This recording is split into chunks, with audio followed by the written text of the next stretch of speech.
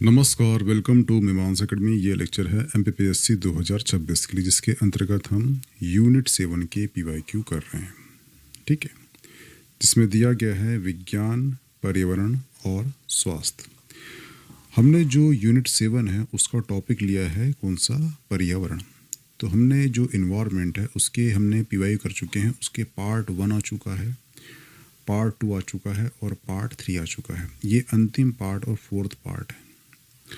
ये ध्यान रखना कि ये जो PYQ सीरीज चल रही है, इस सीरीज में आपके मध्य प्रदेश की जितनी भी एग्ज़ाम होती है वो फिर कुल सचिव की हो, MP सेट की हो, AP की हो, PSC की हो, ठीक है, मध्य प्रदेश की जो MP SI हो, या फिर UPSC, जो इन्वायरमेंट उसका एक टॉपिक है, फेवरेट टॉपिक, वहाँ जितने क्वेश्चन आ चुके हैं इन सभी जो क्वेश्चन हैं इस PYQ में शामिल किए गए हैं।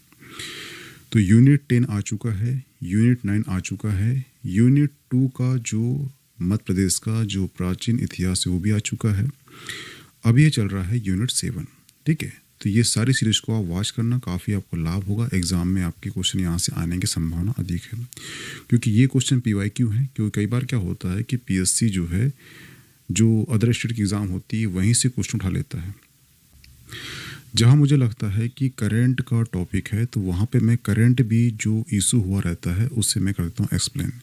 तो ये सीरीज में आपका करंट भी तैयार हो रहा है, इसलिए ध्यान रखना है कि ये सीरीज को अच्छे ध्यान से वॉच करना। ठीक है, आपका 26 का प्री होगा, उसमें काफ़ी क्वेश्चन आपको देखने मिलेंगे यहाँ से।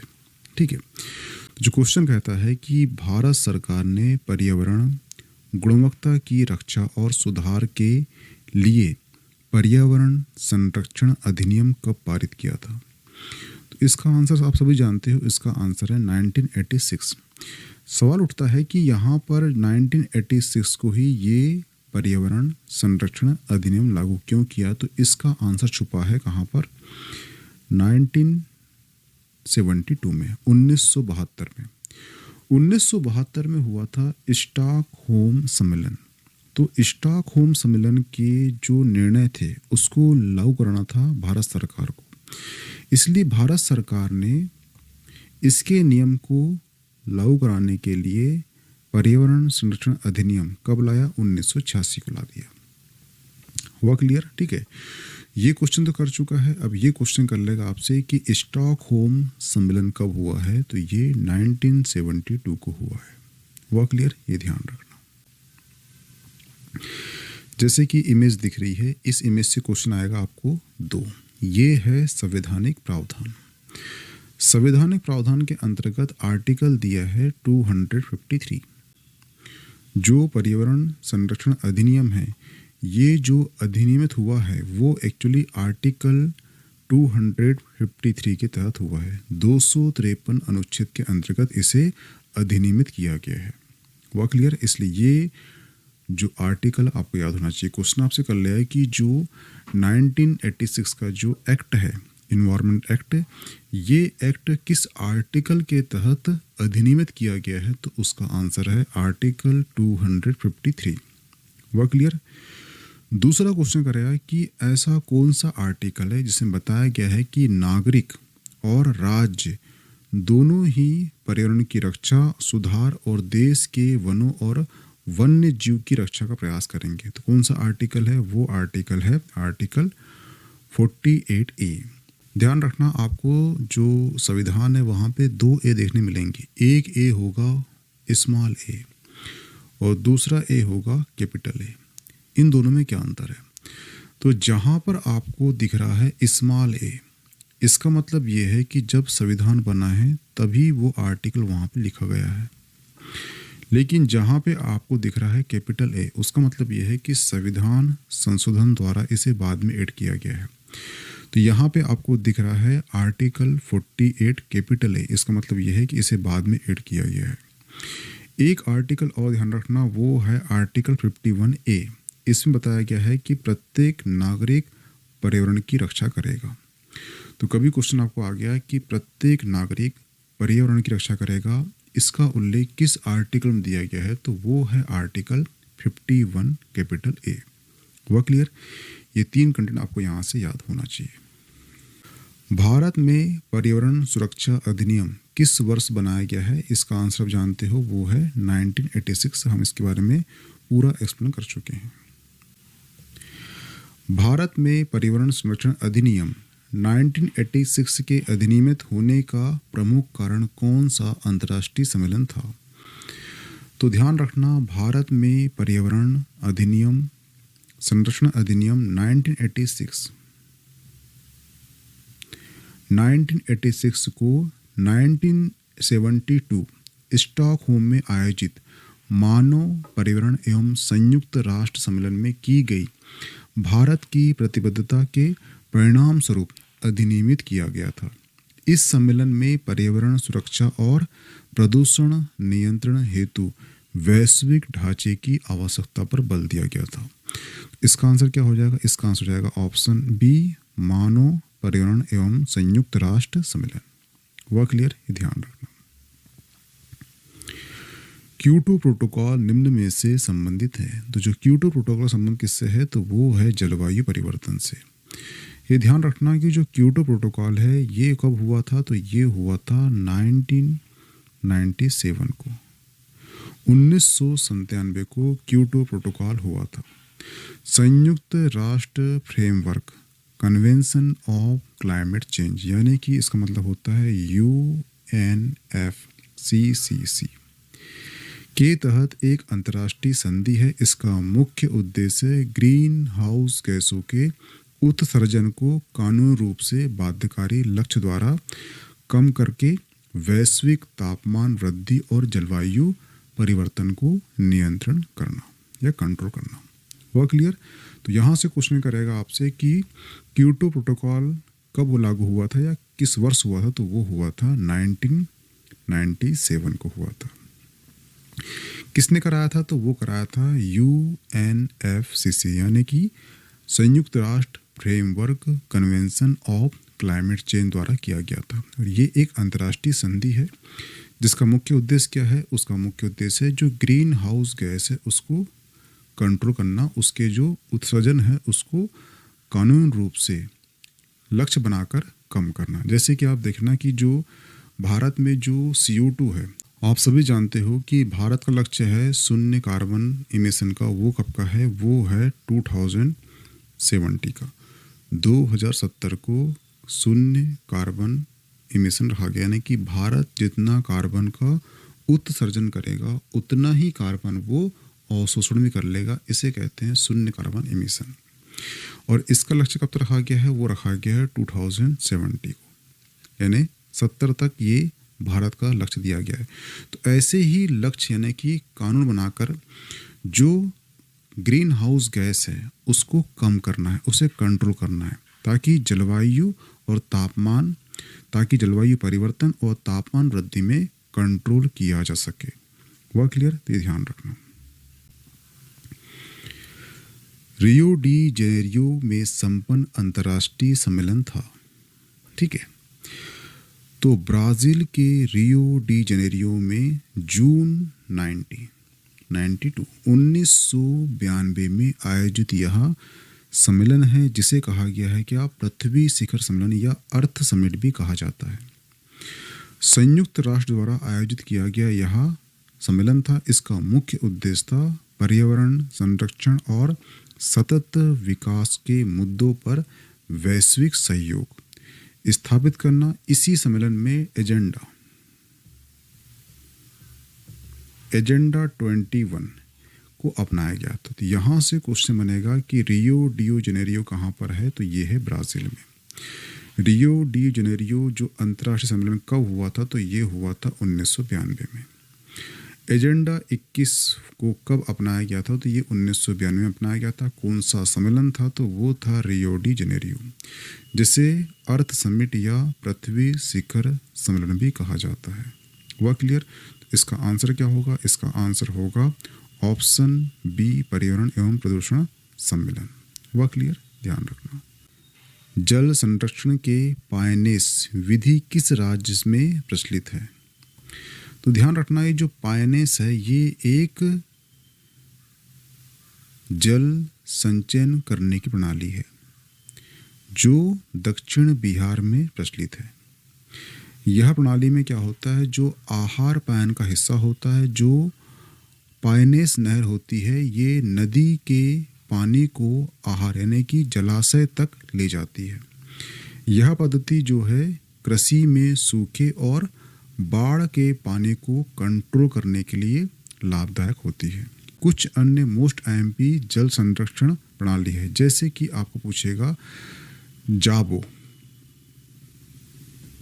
जाबो कहाँ की है, तो ये है नागालैंड की। ठीक है। एक पूछेगा आपको कौन सा जोहड़ा, ये कहाँ की है, तो ये राजस्थान की है। एक पूछेगा आपसे एरी, ये कहाँ की है, तो ये तमिलनाडु की है। कहाँ की है, तमिलनाडु की। ठीक है। तो आपसे पूछेगा कि पायनेस कहाँ की है, तो ये बिहार की है। ठीक है। आपसे क्वेश्चन करेगा जाबो कहाँ की है, तो ये नागालैंड की है। जोहड़ कहाँ की है, तो राजस्थान की है। एरी कहाँ की है, तो तमिलनाडु की है। और ये सभी क्या है, तो ये सभी जो है पारंपरिक जल संचयन प्रणाली है, जिसका उद्देश्य क्या है, कृषि को सिंचाई करना और बाढ़ के पानी को कंट्रोल करना। हुआ क्लियर, ये ध्यान रखना। चिपको आंदोलन के प्रणेता कौन है, तो ध्यान रखना जो चिपको आंदोलन है ये शुरू हुआ था एक्चुअली राजस्थान से। राजस्थान में एक राजा थे, उन्होंने पेड़ों को काटने का ऑर्डर दिया, तो वहाँ की जो बिश्नोई जनजाति है वो पेड़ों से चिपक गई थी और उन्होंने बोले थे कि पहले हमको काटो फिर पेड़ काटना। फिर राजा ने क्या किया था कि ऐसे ही कई लोगों की मृत्यु हो चुकी थी। ठीक है, क्योंकि वो चिपक गए थे पेड़ की रक्षा के लिए। तो वहाँ से निकला है कॉन्सेप्ट कौन सा, चिपको आंदोलन। लेकिन आंदोलन शुरू हुआ था कहाँ पर, इसी कॉन्सेप्ट को अपनाया गया था उत्तराखंड में। ठीक है, उत्तराखंड में से अपनाया गया, तो इसे कहा गया चिपको आंदोलन, यानी कि पेड़ को चिपक जाना, उसकी रक्षा के लिए अपनी जान की परवाह किए बगैर। हुआ क्लियर। तो अमृता देवी बिश्नोई का नाम याद रखना। अमृता देवी बिश्नोई जो है राजस्थान की है। इन्होंने चिपको आंदोलन की शुरुआत की थी। ठीक है, लेकिन इसी आंदोलन को अप्लाई किया गया है उत्तराखंड में। ठीक है, लेकिन ध्यान रखना कि अमृता देवी बिश्नोई का नाम इसलिए रखना कि इनकी मूर्ति स्थापित की गई है मध्य प्रदेश में। ठीक है, और जो बिश्नोई जनजाति होती है ये एक्चुअली आप देखना, जो आपने नाम सुना होगा लॉरेंस बिश्नोई। लॉरेंस बिश्नोई बिश्नोई जनजाति का एक लड़का है और ये जो है प्रकृति और जो जीव जंतु है उसको बहुत मानते हैं। उनके देवी देवता कौन है, तो वो है काले हिरण, यानी काले हिरण को ये बहुत पूजते हैं। और आप सभी जानते हो कि सलमान खान पे एक आरोप लगा है कि उन्होंने काले हिरण को मारा है। ठीक है, इसलिए जो है बिश्नोई, लॉरेंस बिश्नोई जो है जान पीछे पड़ा हुआ है किसके, सलमान खान के। आपने नाम सुना होगा कि सलमान खान की जान के पीछे पड़ा है बिश्नोई। ठीक है, उसका मतलब ये है कि उसने काले हिरण को मारा था, क्योंकि काला हिरण जो है बिश्नोई जनजाति का पूजनीय पशु है, इसलिए ये जो केस इतना उठा हुआ है। हुआ क्लियर। तो जो बिश्नोई जनजाति है ये प्राकृतिक प्रेमी है और इन्होंने शुरू किया था चिपको आंदोलन की पेड़ से चिपक जाना, पेड़ की रक्षा के लिए अपने जान की परवाह किए बगैर। ठीक है, लेकिन ध्यान रखना कि ये जो है जो उत्तराखंड में इसे अप्लाई किया गया था, इसके प्रणेता कौन है, तो इसके प्रणेता कौन है, वो है सुंदरलाल बहुगुणी। ये कब हुआ था, तो ये हुआ था 1973 में। 73 में उत्तराखंड में एक वन संरक्षण आंदोलन था। इसकी शुरुआत का श्रेय जाता है चंडी प्रसाद भट्ट और गौरा देवी को जाता है, लेकिन इसे विश्वव्यापी पहचान और बड़ा नेतृत्व सुंदरलाल बहुगुणी ने प्रदान किया था।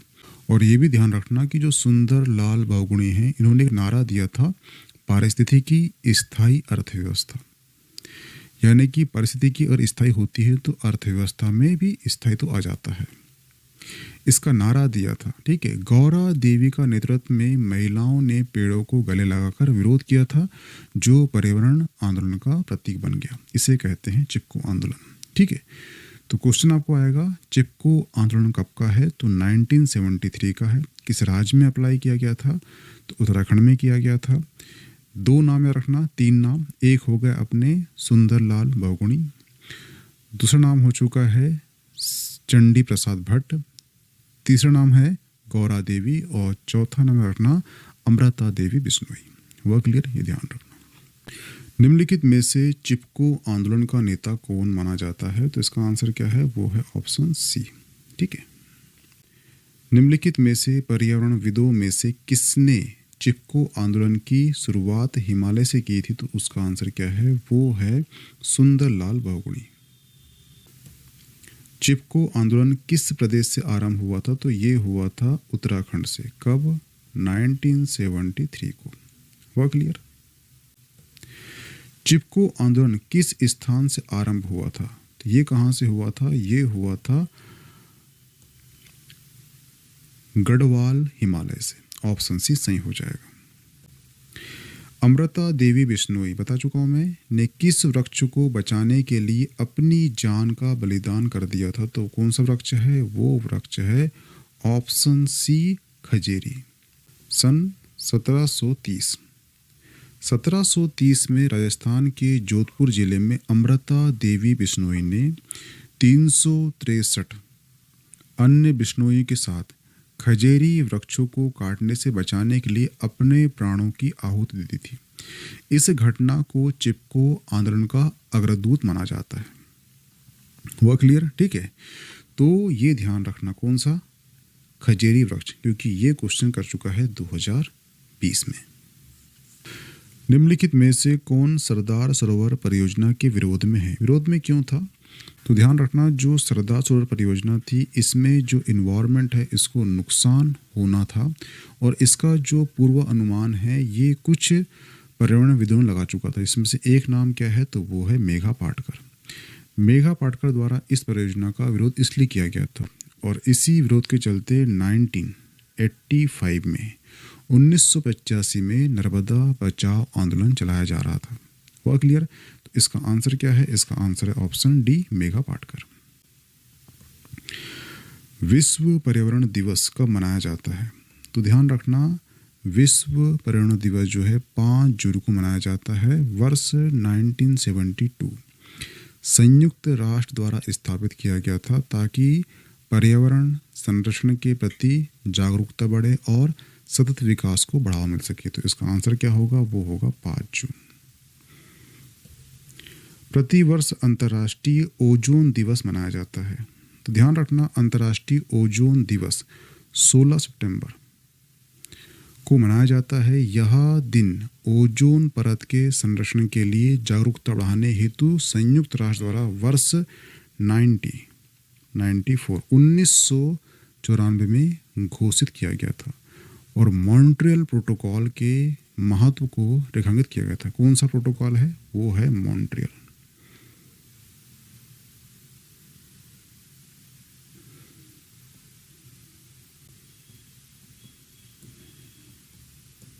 ठीक है। मॉन्ट्रियल प्रोटोकॉल कब हुआ था? ये हुआ था 1987। तो यहाँ से क्वेश्चन आएगा कि ओजोन दिवस कब मनाया जाता है? तो उसका आंसर है 16 सितंबर। ओजोन दिवस जो मनाते हैं इसे किस वर्ष घोषित किया गया है? तो ये किया गया है संयुक्त राष्ट्र द्वारा 1994 में। ठीक है। मॉन्ट्रियल प्रोटोकॉल कब हुआ है? तो ये हुआ है 1987 को हुआ है। ये भी क्वेश्चन कर चुका है। ओजोन परत संरक्षण दिवस मनाया जाता है, इसको पढ़ चुके हैं। ये मनाया जाता है 16 सितंबर को। अंतर्राष्ट्रीय पृथ्वी दिवस कब मनाया जाता है? तो अंतर्राष्ट्रीय पृथ्वी दिवस हर साल 22 अप्रैल को मनाया जाता है। इसकी शुरुआत जो है 1970 में पर्यावरण संरक्षण के लिए जागरूकता बढ़ाने के उद्देश्य से हुई थी। यह दिन जो है विश्व स्तर पर पर्यावरण संरक्षण को प्रोत्साहन करना, और वर्ष 2025 की थीम क्या है? तो वो थीम है हमारी शक्ति हमारा ग्रह। हुआ क्लियर? ध्यान रखना। विश्व वानिकी दिवस कब मनाया जाता है? तो विश्व वानिकी दिवस जो है 21 मार्च को मनाया जाता है। यह दिन वनों के महत्व और संरक्षण को बढ़ावा देने के लिए संयुक्त राष्ट्र द्वारा 2012 में घोषित किया गया है, ताकि पर्यावरण संतुलन और जैव विविधता को संरक्षण किया जा सके। हुआ क्लियर? इकोसिस्टम शब्द सर्वप्रथम किसने प्रयुक्त किया था? तो इसका आंसर मैं पहले जो लेक्चर लिया है बता चुका हूँ मैं कि जो इकोसिस्टम है इसका सर्वप्रथम जो उल्लेख है, शब्द का उल्लेख, वो किया था टेंसले ने। ठीक है। पारिस्थितिकी तंत्र में ऊर्जा का स्रोत क्या है? तो क्या है ऊर्जा का स्रोत? आप सभी जानते हो, ये है सौरिक विकिरणें। ऑप्शन ए सही हो जाएगा। ठीक है। जो पारिस्थितिकी तंत्र में ऊर्जा का प्रमुख स्रोत क्या है और अंतिम स्रोत क्या है? वो सूर्य है। सूर्य से प्राप्त होने वाले सौरविक विकिरणों को हरे पौधे उत्पादक यानी कि प्रकाश संश्लेषण की क्रिया द्वारा रासायनिक ऊर्जा यानी कि भोजन में चेंज करते हैं। यह ऊर्जा फिर खाद्य श्रृंखला के माध्यम से एक पोषी स्तर से दूसरे पोषी स्तर तक स्थानांतरित यानी कि ट्रांसफर होती है। इसे ही ऊर्जा एवं संपूर्ण पारिस्थितिकी तंत्र पर निर्भर करती है। और जब एक स्तर से दूसरे स्तर में ऊर्जा ट्रांसफर होती है तो ओनली 10% ऊर्जा ही ट्रांसफर होती है, 90% ऊर्जा जो है नहीं होती। और जो लैंडमैन है उसने ये थ्योरी दी थी, वह क्लियर, हमने कल पढ़ चुका था इसके बारे में। जीवाणुओं के द्वारा नाइट्रेट्स NO3 को गैसीय नाइट्रोजन अथवा NO2 में परिवर्तन को कहते हैं। ठीक है। तो डीनाइट्रिफिकेशन वह प्रक्रिया है जिसमें अव्ययी जीवाणु जैसे कि स्यूडोमोनास नाइट्रेट को उपापचयन यानी कि रिड्यूस करके उसे गैसीय नाइट्रोजन यानी कि N2 या नाइट्रस ऑक्साइड यानी कि NO2 में बदला जा सकता है। यह क्रिया नाइट्रोजन चक्र का एक महत्वपूर्ण हिस्सा है जो मिट्टी में वायुमंडल में नाइट्रोजन को मुक्त करता है, जिससे मिट्टी की उर्वरकता कम होती है। तो इसका आंसर क्या होगा? इसका आंसर होगा ऑप्शन ए, डीनाइट्रिफिकेशन। हुआ क्लियर? घास का मैदान जहाँ वृक्ष बिखरे हुए हैं पाए जाते हैं खालिस्तान कहलाता है। तो ये कहलाता है ऑप्शन डी, सवाना। सवाना एक प्रकार का उष्णकटिबंधीय घास का मैदान है जहाँ लंबी घास और बिखरे हुए पेड़ या झाड़ियाँ पाई जाती है। यह विशेषता इसे घने और जंगल और पूर्ण घास के मैदान जैसे पेरी या स्टेपी से अलग करती है। यह लंबी शुष्क अवधि और वर्षा ऋतु में होती है। तो इसका आंसर क्या है? Option D. ठीक है।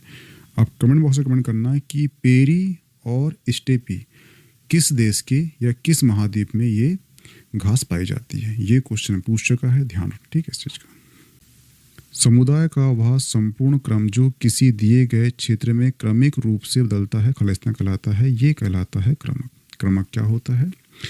किसी क्षेत्र में पारिस्थितिकी अनुक्रम के दौरान जैविक समुदाय में क्रमिक पूर्वानुमान और अपरिवर्तनीय परिवर्तन होते हैं। इन क्रमिक परिवर्तन की प्रत्येक मध्यवर्ती अवस्था को क्रमक चरण कहते हैं और इन क्रमिक चरणों के संपूर्ण अनुक्रमों को सामूहिक रूप से क्रमक कहा जाता है। क्रमक की अंतिम स्थिति अवस्था को चरम समुदाय कहते हैं।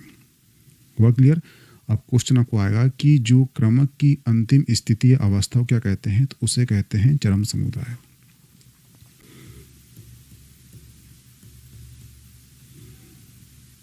क्या कहते हैं? चरम समुदाय कहते हैं, ध्यान रखना। हुआ क्लियर? किसी भी पारिस्थितिकी तंत्र में ऊर्जा का पिरामिड होता है। कैसा होता है? वो हमें सीधा होता है। ठीक है। ये ऐसा होता है पिरामिड। पिरामिड क्या होता है? एक्चुअली जो ऊर्जा है, ठीक है, आप देखना सूर्य से ऊर्जा मिली, ठीक है, प्रकाश संश्लेषण किया पौधों ने, पौधे को खाया शाकाहारी ने, शाकाहारी को खाया मांसाहारी ने, तो ऊर्जा का ट्रांसफर हुआ। तो ऊर्जा का ट्रांसफर यहाँ से यहाँ होगा। तो ये कहलाएगा आपका क्या? ये कहलाएगा आपका उत्पादक, ये कहलाएगा आपका उपभोक्ता और ये कहलाएगा अपघटक। ठीक है। तो ये होता है ऊर्जा का पिरामिड, सीधा होता है। ठीक है। दूसरा आप देख लो, जो जली है, जलीय पारिस्थितिकी तंत्र में जीवधारी का पिरामिड होता है। इसमें क्या आएगा? इसका होगा उल्टा। कैसे देखना? ये होगा इस टाइप, ये होगा उल्टा। ठीक है। तो ध्यान रखना, जल में जो उल्टा कैसे होगा? ये होगा आपका, नीचे होगा उत्पादक, ये होगा उपभोक्ता, ये होगा अपघटक। यहाँ उल्टा क्यों हो गया? उल्टा इसलिए हुआ है क्योंकि आप देखना, जो लैंड है, जो आपका भूमि है वहाँ पे पेड़ पौधे घास वास बहुत ज़्यादा होती है, ठीक है। उसके पश्चात जो उपभोक्ता वर्ग है वो उसकी संख्या में कम होता है, जो अपघटक होता है उससे कम होता है, इसलिए इसका क्षेत्र बड़ा होता है, फिर छोटा, फिर छोटा, फिर छोटा जाता है। लेकिन जैसे ही आप जाओगे जलीय क्षेत्र में, तो जलीय क्षेत्र में क्या पेड़ पौधे बहुत कम होते हैं, ठीक है। और पेड़ पौधे कम होते हैं, और पेड़ पौधे जो होते हैं वो होता है उत्पादक और होता है। तो उत्पादक क्या हो जाएगा, यहाँ पर सिंगल हो जाएगा, संख्या कम हो जाएगी इनकी, और जो उपभोक्ता है सर्वाधिक हो जाएंगे, और जो अपघटक यानी कीड़े मकोड़े बहुत ज़्यादा होते हैं किसमें, समुद्र में, इसलिए उनकी संख्या अधिक हो जाएगी, ठीक है। इसलिए जो पारिस्थितिकी तंत्र है, ठीक है, इसमें पूछता है ऊर्जा पिरामिड कैसा होगा, तो वो होगा आपका सीधा। लेकिन वहीं पर आ जाइए आप जल में या फिर मरुस्थल में, तो इसका जो पिरामिड हो उल्टा हो जाएगा। कहाँ पर, जल यानी समुद्र में और मरुस्थल में क्या हो जाएगा, उल्टा हो जाएगा। क्योंकि मरुस्थल देखना पेड़ बहुत कम होते हैं, ठीक है, पेड़ बहुत कम है, नहीं कि उत्पादक बहुत कम है, ठीक है। लेकिन वहाँ पर जो उपभोक्ता है वो संख्या में ज़्यादा है, और उपभोक्ता से जो अपघटक है वो भी ज़्यादा है। इस प्रकार से मरुस्थल और समुद्र में जो पिरामिड होगा ये होगा उल्टा, और जो ऊर्जा पिरामिड होगा ये होगा सीधा। वह क्लियर। ये छोटा सा अंतर करना, जली पूछता है या फिर मरुस्थल पूछता है तो वहाँ पे इसका आंसर हो जाएगा उल्टा। पारिस्थितिकी तंत्र में ऊर्जा का पिरामिड पूछता है तो उसका आंसर होगा सीधा। ये कन्फ्यूज़न यहाँ पे नहीं होना। जहाँ पे जल, सिंपल सा ध्यान रखना कि जहाँ पर उत्पादक वर्ग अधिक है तो वो नीचे होगा, और यहाँ पर नीचे होगा, ठीक है। यानी पेड़ पौधे जहाँ पर है नीचे होगा। जब पेड़ पौधे नीचे होगा तो इसका जो क्षेत्र बड़ा होगा, फिर छोटा होगा, फिर छोटा होगा। लेकिन जल में पेड़ पौधे कम होते हैं तो ये हो जाएगा उत्पादक यानी छोटा। फिर जो उपभोक्ता संख्या में अधिक होते हैं बड़ा हो जाएगा, और जो अपघटक यानी कीड़े मकोड़े होते हैं तो ये भी ज़्यादा होते हैं कहाँ पर, समुद्र में, तो हो जाएगा बड़ा। इसलिए ये होता है उल्टा और ये होता है सीधा। सिंपल सा लॉजिक ये है, ठीक है, कन्फ्यूज़न नहीं होना। जल मरुस्थल पूछता है तो उसका आंसर होगा उल्टा। क्वेश्चन करता है आपसे कि ऊर्जा का पिरामिड पारिस्थितिकी तंत्र में कैसा होता है, यानी पर्यावरण में कैसा होता है, बाहर कैसा होता है, तो वो होगा सीधा। हुआ क्लियर, ध्यान रखना, ठीक है इस चीज़ का। तो यहाँ पे जो है आपके सारे क्वेश्चन समाप्त होते हैं इन्वायरमेंट के, जो अब तक आपके Madhya Pradesh PSC, UPSC, MP set, कुल सचिव की एग्ज़ाम, ठीक है, या फिर एपी की एग्ज़ाम, जितने भी एग्ज़ाम मध्य प्रदेश पीएससी लेता है यूपीएससी में आ चुके हैं, सभी क्वेश्चन समाप्त होते हैं, ठीक है। इससे क्वेश्चन बाहर नहीं जाएंगे। जो भी डाउट हुआ कर देना कमेंट, मैं उसका एक छोटा सा ब्रीफ लेक्चर डाल दूंगा। हुआ क्लियर। इसकी पीडीएफ मिल जाएगी आपको मीमांसा एकेडमी के टेलीग्राम ग्रुप में, तो प्लीज़ ज्वाइन कर लीजिए। Okay, thanks.